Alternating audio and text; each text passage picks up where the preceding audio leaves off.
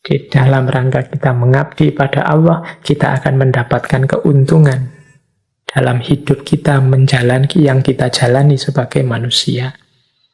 Ketika kita jadi manusia, melakukan tugas sebagai khalifah, melakukan aneka kebaikan, jangan khawatir, itu juga sebenarnya sifatnya ketuhanan. Menunjukkan bakti kita, penghambaan kita kepada Allah. Ini satu paket. Makanya tadi saya sebut ini yin dan yang. Nah, inilah salah satu bentuk pendalaman filosofis kita terhadap puasa. Di baliknya ternyata tersembunyi aneka nilai-nilai, termasuk the law of polarity, yang hari ini kan antara lain kita kenal sebagai hukum yin dan yang. Ada pasangan-pasangan. Ini semoga tetap nanti hidup dalam setelah selesai puasa, tidak hanya saat puasa saja prinsip-prinsip ini.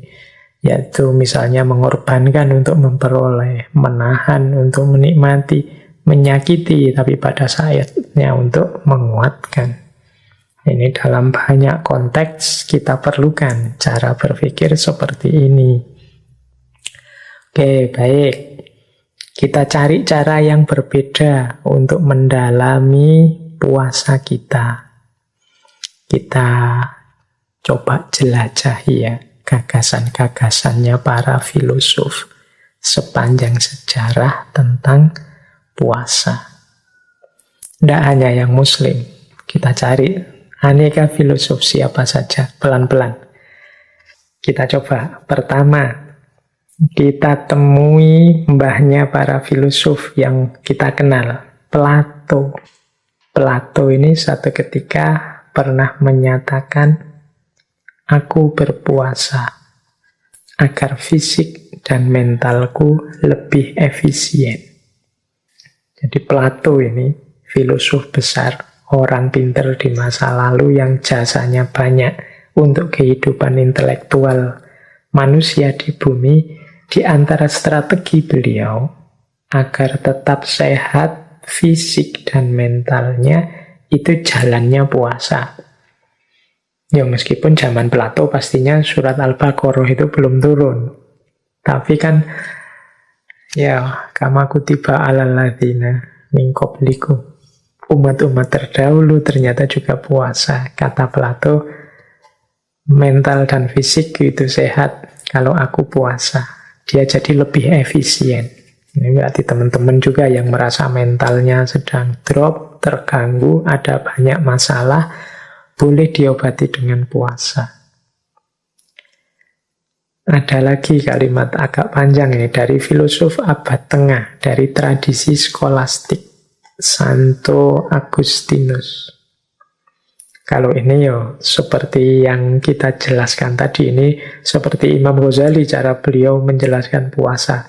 Kata beliau begini, puasa itu membersihkan jiwa, meningkatkan pikiran, menspiritualkan yang fisik, menumbuhkan rasa sesal dan kerendahan hati, menyingkirkan hambatan nafsu, memadamkan api ketamaan, dan menyalakan cahaya sejati kesucian. Wah, ini manfaatnya lengkap ya. Lahir, batin, spiritual. Pikiran jadi jernih, jiwa jadi bersih. Yang fisik jadi spiritual. Mengapa yang fisik jadi spiritual? Ya, saat puasa diri kita ini kan kita ajak menspiritual. Kita ajak fokus pada Allah saja. Nah, namanya menspiritual, mengikuti kehendaknya Allah, menghadirkan Allah dalam diri, ini namanya menspiritualkan yang fisik. Kemudian menumbuhkan kerendahan hati, menyingkirkan, menyisihkan hawa nafsu, yang kalau di kita kan diilustrasikan dengan setan-setan itu tangannya diborgol. Kenapa? Karena puasa itu membuat hawa nafsu kita tersingkir. Memadamkan api ketamaan, kemudian menyalakan cahaya kesucian dalam diri kita. Ini Agustinus. Ada lagi ini filosof Dante Alighieri. Beliau ini yang nulis novel populer sekali. Ceritanya sangat kontroversial yang judulnya Komedi Ketuhanan, Divina Commedia. Dante ini dalam novel itu ada satu kalimat yang menurut saya menarik. Kata beliau, puasa memiliki kekuatan yang lebih dahsyat dibandingkan kesedihan. Nah, ini bisa diuraikan panjang, ini boleh pakai ilustrasinya Mahatma Gandhi tadi dengan perjuangannya dan lain sebagainya. Jadi puasa itu punya power, tidak sekedar sifatnya pasif, meskipun isinya serba tidak. Tapi puasa lebih dahsyat dibandingkan kesedihan. Orang kalau sedih itu kan kadang-kadang melakukan hal-hal yang mungkin tidak terfikir sebelumnya, tapi puasa punya kekuatan lebih dahsyat dari itu. Paling tidak orang sedih itu kalau kecenderungannya tidak terkontrol sehingga kadang-kadang melakukan hal yang nanti disesali. Sementara orang puasa itu diawali dari kontrol diri. Sama-sama powerful, tapi puasa lebih dahsyat dibandingkan kesedihan. Kemudian ada juga kalimat dari Paracelsus. Paracelsus ini dokter, astrolog, ahli okultisme, ahli kimia, kelahiran Swiss. Ini ya lebih populer ilmu pengobatannya beliau yang luar biasa. Katanya Paracelsus, puasa adalah pengobatan terbaik. Dia adalah fisikian, dokter yang ada dalam diri kita.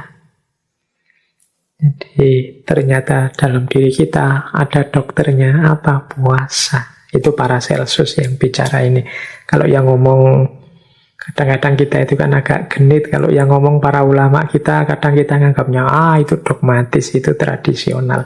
Ini yang ngomong dokter, ahli astrologi, ahli kimia. Kemudian jangan lupa Benjamin Franklin, yang sering disebut sebagai bapak pendirinya Amerika Serikat yang kita kenal sekarang. Katanya Franklin, obat terbaik itu ada 2, yaitu istirahat dan puasa. Ini Benjamin Franklin ya yang bicara. Nah, ya nggak perlu saya jelaskan, teman-teman sudah ngerti mengapa kok istirahat dan puasa itu jadi obat terbaik. Ini lebih menarik. Fyodor Dostoyevsky. Ini filosof eksistensialis sejajar dengan Sartre dan kawan-kawan, asal Rusia. Kapan-kapan kita bahas beliau. Nah, kata beliau menarik. Beliau bilang begini, ketaatan, puasa, dan doa itu sering ditertawakan. Padahal hanya melalui hal tersebut terdapat jalan untuk kebebasan sejati. Aku memotong keinginan tak terkendali dan tidak penting. Aku tundukkan kesombongan dan ketamaanku, dan kuhukum ia dengan kepatuhan. Dan dengan pertolongan Tuhan, aku mencapai kemerdekaan jiwa dan kenikmatan spiritual. Nah, ini Dostoyevsky. Jadi kata beliau, mungkin orang-orang hari ini, orang-orang modern yang baru mengalami renaisan, menertawakan kepatuhan pada agama, menertawakan puasa, menertawakan doa. Padahal menurut Dostoyevsky, ketaatan, puasa, dan doa itu bisa menjadi jalan bagi kebebasan yang sejati. Kebebasan yang sejati ini kan yang diimpikan oleh para filosof eksistensialis. Katanya Dostoyevsky, untuk menemukan kebebasan sejati itu aku memotong keinginan tak terkendali dan tidak penting. Jadi justru kebebasan itu akan ketemu tidak dengan mengumbar keinginan, tapi dengan membatasi keinginan. Termasuk membuang keinginan yang tidak penting. Kemudian aku tundukkan kesombongan dan ketamaanku. Jadi mengalahkan sombong dan tamak. Orang yang sombong dan tamak tidak akan menemukan kebebasan sejati. Karena justru dia akan dibelit, dibelenggu oleh kesombongan dan ketamaannya. Dan kuhukum dia dengan kepatuhan. Jadi untuk menundukkan kesombongan, ketamaan itu jalannya ya patuh, taat. Dan dengan pertolongan Tuhan, aku mencapai kemerdekaan jiwa dan kenikmatan spiritual. Nah, ini Fyodor Dostoyevsky. Ada lagi Hermann Hesse. Beliau ini penyair, novelis, spiritualis dari Jerman. Beliau mengatakan begini. Setiap orang dapat melakukan keajaiban. Setiap orang dapat mencapai tujuannya. Kalau ia mampu berpikir, kalau ia mampu menunggu, dan kalau ia mampu berpuasa. Ini pendapatnya Hermann Hesse. Kalau kita ingin melakukan hal-hal luar biasa, jalannya cuma 3.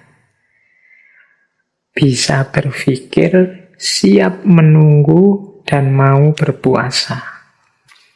Nah, berpikir berarti ya jangan pasif. Daya gunakan akal budimu. Mau menunggu berarti mau mengikuti prosesnya. Tidak ada keajaiban, kesuksesan, keberhasilan yang instan. Dan mau berpuasa. Berarti siap susah, siap berkorban, siap menghindari ini, tidak melakukan ini, itu, dan lain sebagainya. Nah, ini Hermann Hesse. Oh, ini para intelektual besar ternyata juga menyarankan puasa. Apalagi tokoh kita minggu lalu, Mahatma Gandhi. Ini saya bawa beberapa quotes dari Mahatma Gandhi yang berhubungan dengan puasa. Misalnya ini, agamaku mengajarkan kepadaku bahwa kapanpun muncul tekanan yang tak dapat disingkirkan sendiri, seseorang harus berpuasa dan berdoa. Jadi ini sarannya Gandhi. Dia bilang agamaku, karena beliau agamanya Hindu. Ternyata memang tradisi puasa itu ada di semua agama dan juga ada di semua umat masa lalu. Katanya Gandhi, agamaku mengajarkan kalau ada tekanan, mungkin teman-teman sedang stres apa, galau apa, punya problem apa yang tidak bisa disingkirkan sendiri. Jalannya apa? Ya berpuasa dan berdoa. Jadi ini kalimat dari Mahatma Gandhi. Masih banyak kalimat-kalimat yang lain dari beliau, tapi kapan-kapan saja kita bahas per tokoh, masing-masing tokoh ini kita bahas panjang lebar bagaimana pandangannya tentang puasa. Baik, kita lanjutkan. Tadi sudah ya para tokoh-tokoh intelektual dari luar Islam. Sekarang coba kita tengok serba sedikit tokoh-tokoh Muslim. Bagaimana pendapat para intelektual kita juga tentang puasa. Saya membawa beberapa tokoh. Nanti kita akhiri dengan 2 tokoh idola kita, Jalaluddin Rumi dan Suhrawardi Al-Maktul. Saya bawa misalnya, ini ada pendapat bagus dari Syekh Waliullah Ad-Dihlawi. Syekh Waliullah Ad-Dihlawi ini pembaharu Muslim, ahli hadis, ahli sejarah, ahli filsafat, ahli teologi. Dia ini pelopor modernisme dalam dunia Islam. Beliau menyatakan begini tentang puasa. Kata Syekh Tihlawi, puasa itu adalah tiryak. Tiryak itu penawar bagi racun-racunnya setan, kata Syekh Tihlawi. Dengan puasa, Anda memukul, menghancurkan naluri kebinatangan atau al-bahimiyah yang mungkin selama ini menguasai diri Anda. Nah, ini bisa dilihat dalam Hujjatullahil Balighah, karya beliau. Jadi bagi Syekh Tihlawi, puasa itu adalah semacam, kalau bahasa hari ini ya, detoksifikasi spiritual. Dalam diri kita ini kan banyak racun-racunnya yang mengotori batin kita, sehingga spiritualitas kita terhambat. Nah, obatnya dari kekotoran-kekotoran jiwa itu antara lain ya puasa. Dialah yang menjadi tiryak. Tiryak itu penawar dari karat-karat racun-racun kotor-kotor yang ada dalam diri kita. Jadi ketika kita sedang puasa, terjadi detoksifikasi spiritual. Ya tentunya yang puasanya sungguh-sungguh ya, bukan yang puasa hanya formalitas untuk mendapatkan, untuk menahan lapar dan haus saja. Nah, ini Syekh Waliullah Tihlawi. Boleh saya tambahi lagi, misalnya ini ada pendapat dari Syekh Abdul Wahab Asy-Sya'rani. Nah, ini teman-teman pesantren pasti kenal dengan beliau ini. Syekh Abdul Wahab Asy-Sya'rani ini biasanya disebut Imam Sya'rani. Sufi besar, dianggap wali kutub juga pada zamannya. Beliau ini gelarnya Imamul Muhaqqiqin wa Zudwatul Arifin. Beliau ini selain ahli sufi, juga ahli fikih, juga ahli hadis. Beliau menulis 60 lebih kitab. Ya kebanyakan bercorak tasawuf, misalnya Lataiful Minan, Tambihul Muhtarin, dan lain-lain. Teman-teman yang suka kajian tasawuf harusnya kenal tokoh ini. Kisah-kisah tentang karomah beliau juga banyak. Kalau yang muda-muda kan biasanya yang diincer ya cerita-cerita karomahnya ini.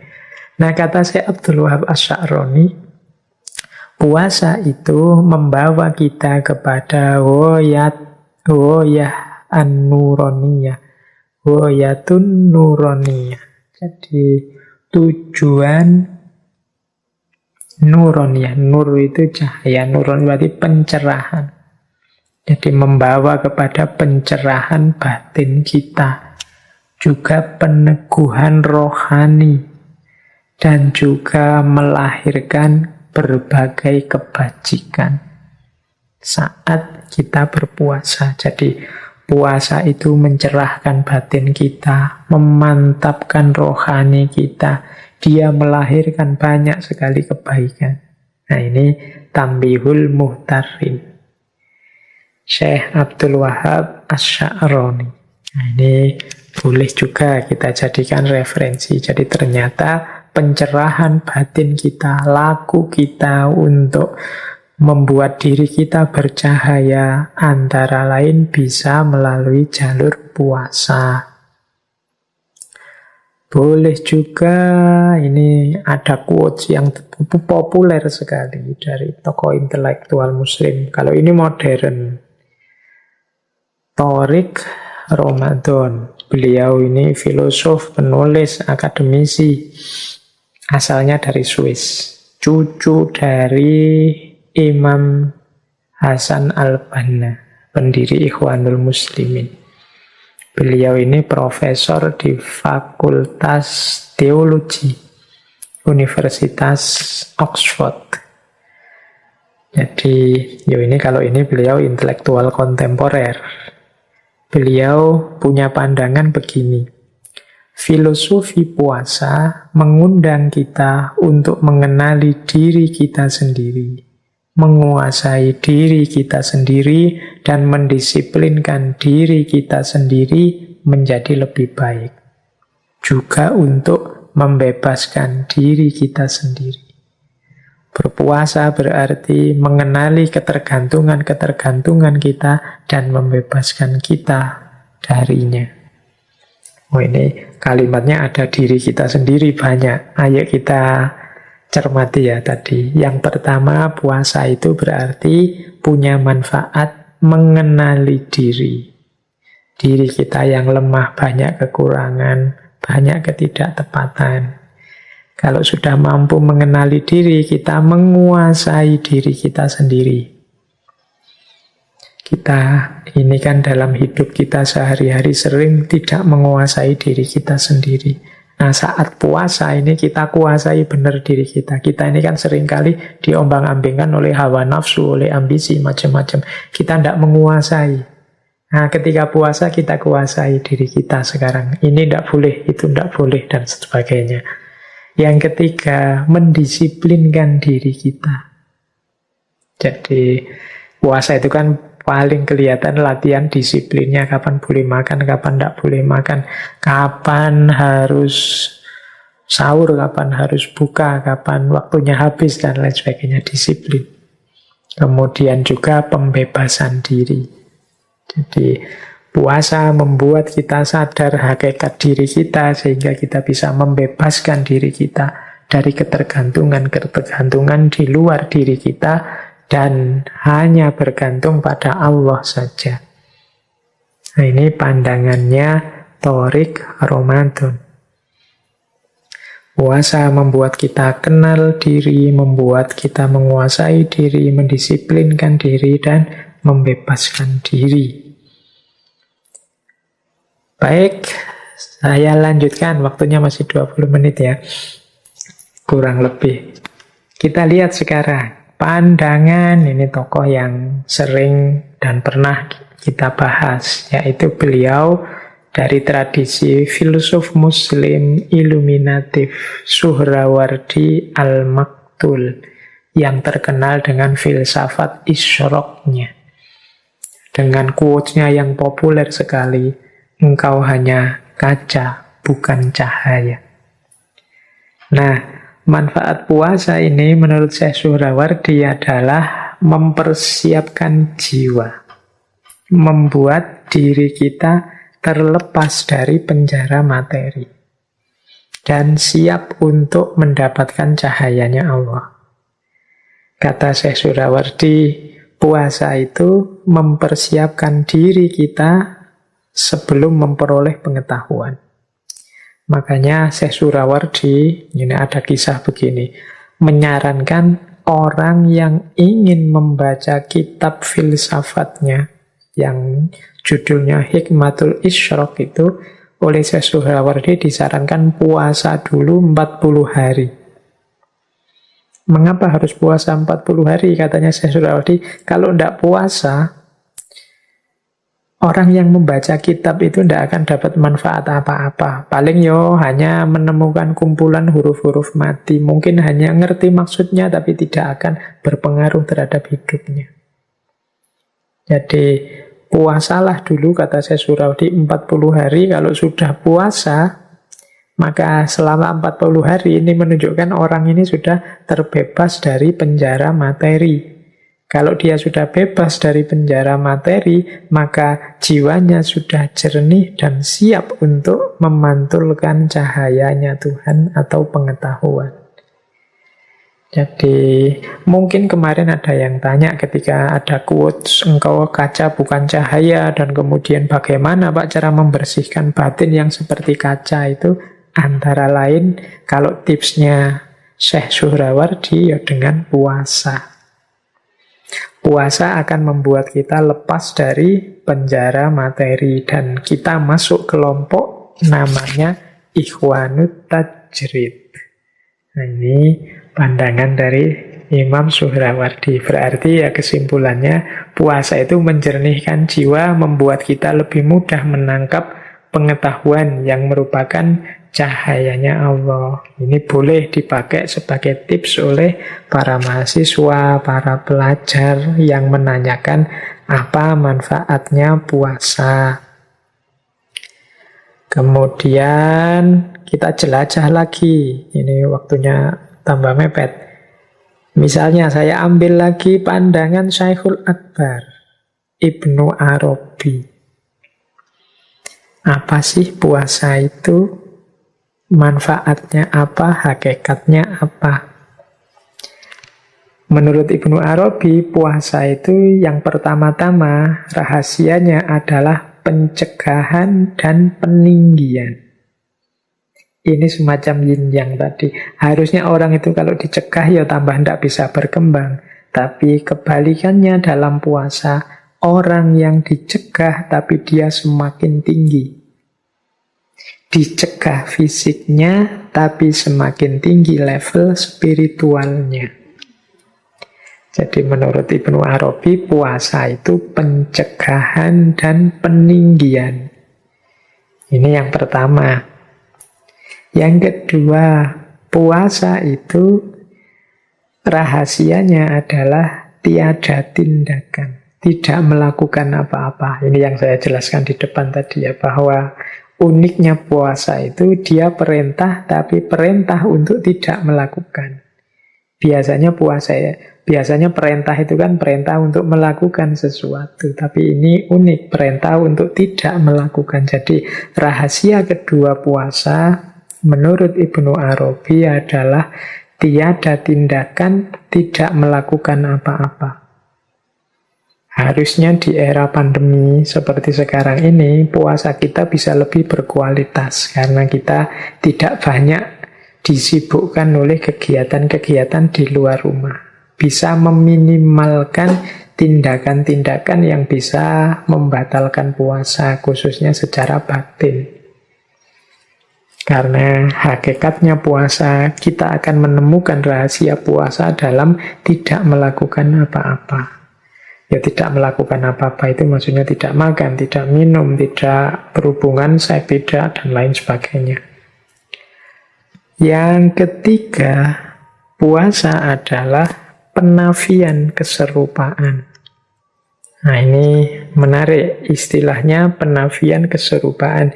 Puasa ini akan menegaskan tauhid kita, akan menegaskan pengagungan kita kepada Allah, semakin menunjukkan inilah bedanya aku manusia yang lemah dengan Allah yang maha kuasa, maha segalanya. Jadi menafikan keserupaan kita yang makhluk dengan Khalik.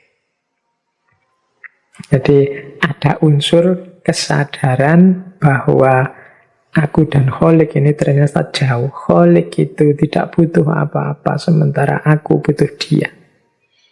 Nah ini hakikat dari puasa yang ketiga. Menafikan keserupaan. Yang keempat, puasa adalah manifestasi dari sifat as-somadiyah. Ini dan al-haq sebagai tebusannya. Nah ini agak pelan-pelan menjelaskannya. Jadi teman-teman mungkin masih ingat ya salah satu sifatnya Allah, Allahus Somad. Jadi Allah satu-satunya tempat bergantung. Allah yang tidak tergantung apapun. Allah yang tidak butuh makan, tidak butuh minum, tidak tergantung pada makan, tidak tergantung pada minum. Itu sifat as-somadiyah. Dia tidak tergantung apapun, tapi semua makhluk bergantung padanya. Sifat as-somadiyah. Dari aspek puasa, as-somadiyah ini melatih manusia sebagaimana Allah yang tidak tergantung. Jadi di situ ada pelajaran tentang as-somadiyah, ketidaktergantungan. Manusia yang semula tergantung sama sekali dengan makan, latihan untuk tidak tergantung dengan makan. Ini dari sisi fisiknya, nanti dari sisi batinnya juga begitu. Tidak tergantung pada dunia, tidak tergantung pada ambisi, tidak tergantung pada jabatan, tidak tergantung pada target-target yang tidak penting, dan lain sebagainya. Jadi ini manifestasi dari sifat Allah as-somadiyah. Maka puasa ini terus unik, khusus. istimewa. Sehingga Allah menyatakan wa ana atsibihi, dan akulah yang akan membalasnya. As-sawmuli wa ana atsibihi. Makanya Allah sebagai tebusannya. Seorang hamba yang bersusah payah untuk melepaskan ketergantungannya, sebagaimana Allah yang tidak tergantung apapun, bahkan dia jadi tempat bergantung. Ini kan perjuangan berat. Padahal sebelumnya sudah ditegaskan bahwa makhluk itu jauh, tidak mungkin setara, tidak mungkin serupa dengan Allah. Tapi orang-orang yang berpuasa ini berjuang mengatasi ketergantungannya dari selain Allah kepada Allah saja. Ini ada takhallaq bi ahlakillah dalam konteks as-somadiyah. Makanya perjuangan ini dibalas langsung oleh Allah, wa ana atsibihi. Makanya al-haq sebagai tebusannya. Nah, ini puasa kalau dalam perspektifnya Ibnu Arabi. Pencegahan dan peninggian, tiadanya tindakan, penafian keserupaan, dan juga manifestasi dari sifat as-somadiyah. Memang beliau ini ya sufi, jadi pandangan-pandangannya coraknya sufi. Sama seperti Suhrawardi tadi, karena beliau juga sufi, filosof, pandangan-pandangannya ya coraknya sufi, filosof. Baik, saya lanjutkan. Nah, sekarang kita ketemu tokoh terakhir kita, yaitu Jalaluddin Rumi. Ini kalau sudah membahas Maulana Rumi, mau tidak mau kita harus bertemu syair-syair beliau. Nah, sesi kita malam hari ini kita akhiri dengan syair-syair dari Maulana Jalaluddin Rumi yang berhubungan dengan puasa. Ini saya membawa beberapa, nanti ada yang panjang, ada yang saya potong-potong.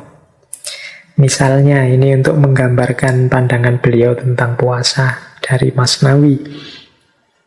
Saat mulut ini tertutup, mulut lainnya akan terbuka untuk siap menerima jamuan rahasia. Tahanlah bibirmu dari makan dan minum, bergegaslah menyambut hidangan langit. Ini secara sufistik Maulana Rumi ingin menjelaskan bahwa ya kalau mulut duniawi kita ini sangat sibuk, terbuka terus-menerus, tidak kita tutup-tutup. Ini kan semacam mulut yang menghadap ke arah dunia. Maka mulut ukhrawi, ya mulut yang satunya, yang berhubungan dengan langit, berhubungan dengan Allah, ya pastinya tidak akan kita perhatikan. Pastinya nanti dia terlantar, tidak pernah jadi fokus kita. Saat kita puasa, di balik mulut duniawi ini yang setiap hari terbuka sekarang ditutup. Saatnya bibir dan mulut ukhrawi terbuka menyambut hidangan dari langit. Jadi menyambut hadirnya Allah, menyambut hadirnya kebaikan, kebajikan, kebenaran dari langit yang selama ini sering tidak kita perhatikan karena kita terlalu sibuk mencari makanan untuk mulut duniawi kita. Nah, ini salah satu syair beliau. Ada juga syair ini dari Diwani Syams. Beliau bilang begini, meski ragamu akan memucat sebab puasa, namun jiwamu akan melembut bagai sutra. Pintu-pintu langit akan terbuka. Yusuf menjadi pemimpin Mesir yang dicintai sebab ia bersabar dalam sumur gelap tak terperi. Jadi ini membicarakan lagi hikmah-hikmahnya puasa. Meskipun membuat kita tambah kurus, tambah pucat, ragamu memucat sebab puasa, tapi jiwamu tambah lembut seperti sudra. Kemudian spiritualitasmu juga meningkat karena pintu-pintu langit terbuka. Keberhasilan apapun yang ingin engkau capai pastinya membutuhkan kesiapanmu untuk berpuasa. Yusuf menjadi pemimpin Mesir yang dicintai sebab ia bersabar dalam sumur gelap tak terperi. Ini pelajaran juga seperti saya bilang tadi ya, puasa itu mungkin sakit tapi dia menguatkan, membawa pada keberhasilan. Ini juga disampaikan oleh Maulana Rumi. Baik, terakhir kita tutup dengan syair panjang beliau yang menjelaskan tentang puasa. Ini saya tidak mungkin menjelaskan detail isinya ini, tapi didengarkan saja, kita nikmati saja apa kata beliau dalam syairnya yang berhubungan dengan puasa. Kata beliau begini, ada kebahagiaan rahasia bersama perut yang kosong. Kita cuma alat musik kecapi, tak lebih, tak kurang. Ketika kotak suara penuh, maka musik pun hilang. Bakar habis segala yang mengisi kepala dan perut dengan menahan lapar. Maka setiap saat irama baru akan keluar dari api kelaparan yang nyala berkobar. Ketika hijab habis terbakar, keperkasaan baru akan membuatmu melejit berlari, mendaki setiap anak tangga di depanmu yang digelar. Jadilah kosong, lalu merataplah, seperti indahnya ratapan bambu seruling yang ditiup pembuatnya. Lebih kosong lagi, jadilah bambu yang menjadi pena, lalu tulislah banyak rahasianya. Ketika makan dan minum memenuhimu, iblis duduk di singgasana tempat jiwamu semestinya duduk. Bagai sebuah berhala dari logam yang duduk di tengah Ka'bah. Tetapi ketika engkau berpuasa menahan lapar, sifat-sifat baik mengerumumunimu bagai para sahabat yang ingin membantu. Puasa adalah cincin Sulaiman. Jangan melepasnya demi segelintir kepalsuan hingga engkau hilang kekuasaan. Namun andai pun engkau telah melakukannya hingga seluruh kemampuan dan kekuatanmu hilang, berpuasalah. Mereka akan datang lagi kepadamu bagai pasukan yang muncul begitu saja dari tanah dengan bendera dan panji-panji yang berkibar megah. Sebuah meja akan diturunkan dari langit ke dalam tenda puasamu. Meja makan Isa Al-Masih. Berharaplah memperolehnya karena meja ini dipenuhi hidangan lain yang jauh lebih baik dari sekedar sop kaldu sayuran. Ini kalimatnya panjang, tapi tidak harus kita pahami detail, kita dengarkan, kita rasakan saja. Insya Allah kita bisa menangkap apa yang dimaksud oleh Maulana Rumi. Jadi paling tidak dari syair ini kita bisa menangkap rahasia puasa sebagai yang pertama, yang membakar habis hijab yang menghalangi kita dari Allah. Dan nantinya memberikan kekuatan baru pada kita sehingga kita bisa menaiki tangga-tangga spiritual. Yang kedua, puasa membuat kita bisa menyingkirkan segala yang tidak penting, segala yang tidak esensial dalam hidup kita. Sehingga suara kebenaran kita, keindahan ekspresi kebaikan kita akan lebih murni, lebih keras terdengar oleh orang lain. Kemudian yang ketiga, puasa berarti juga menyingkirkan iblis yang duduk dalam diri kita. Iblis itu berarti ambisi, hawa nafsu, hasrat-hasrat keduniaan yang negatif. Ini bisa bersinggah sana, bertahta dalam diri kita karena kita sibuk makan dan minum. Dan mereka duduk di atas tumpukan sampah makan dan minum kita. Maka ketika kita berpuasa, menahan lapar, kembali lagi kebaikan-kebaikan dalam diri kita, iblis yang duduk di singgah sana tadi akan tersingkirkan. Kemudian di bagian sebelum akhir itu, beliau menjelaskan mungkin ada kalanya puasa kita itu palsu. Puasa kita tidak sejati, sehingga kita kehilangan manfaatnya, kehilangan dayanya.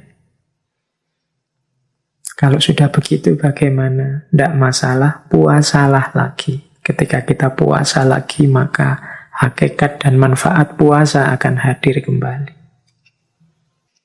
Dan seterusnya. Ya, maksudnya secara umum itu dari syairnya Maulana Rumi tadi.